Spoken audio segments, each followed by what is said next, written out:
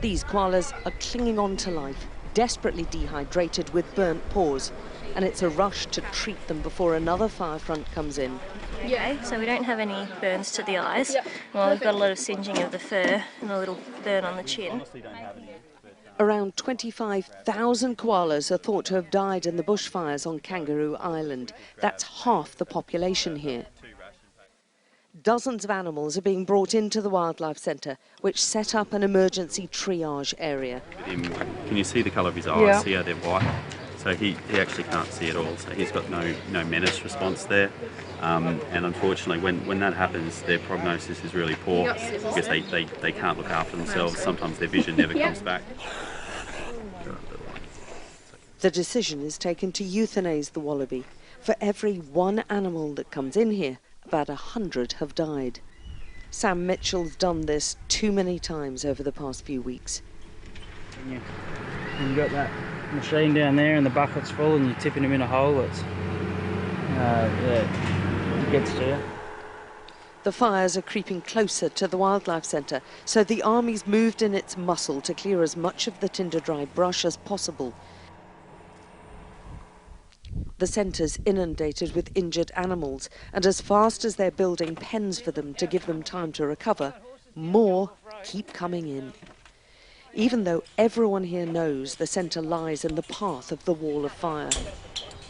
But Sam, who owns the centre, is determined to stay and protect his animals and the new injured residents they're caring for, most of whom cannot easily be relocated. You're just going to have to sit it out? Yeah, well, defend. Defend or, yeah. Don't want to burn, but yeah, nothing we can do. Teddy's got arms in the way, doesn't it, honey?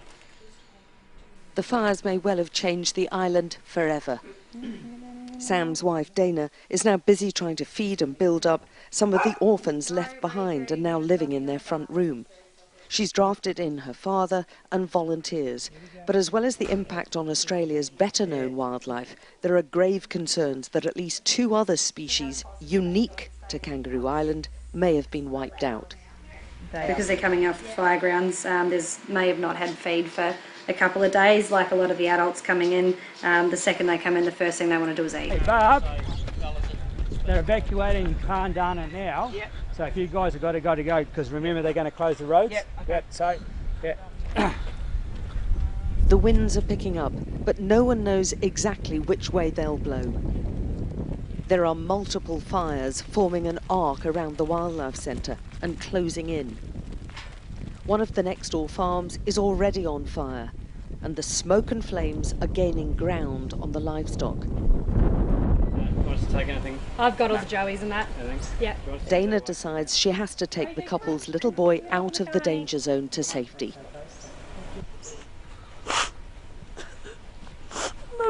It's an emotional goodbye.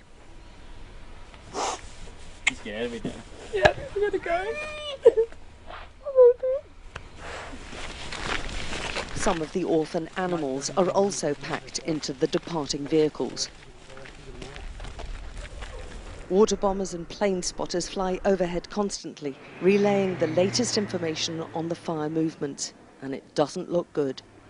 As you can tell, we are going to stay here, and we're going to try our best to keep everything safe. There's no guarantee we can do that, so it's up to you if you want to stay with us or if you want to go. If you want to go, you need to go right now. We take their advice and head on out, but the fires have already crossed the last road to safety, with flames on either side. We leave behind the wildlife centre carers, who have a frightening 12 hours ahead of them, and hundreds of animals depending on them. Alex Crawford, Sky News on Kangaroo Island, Australia.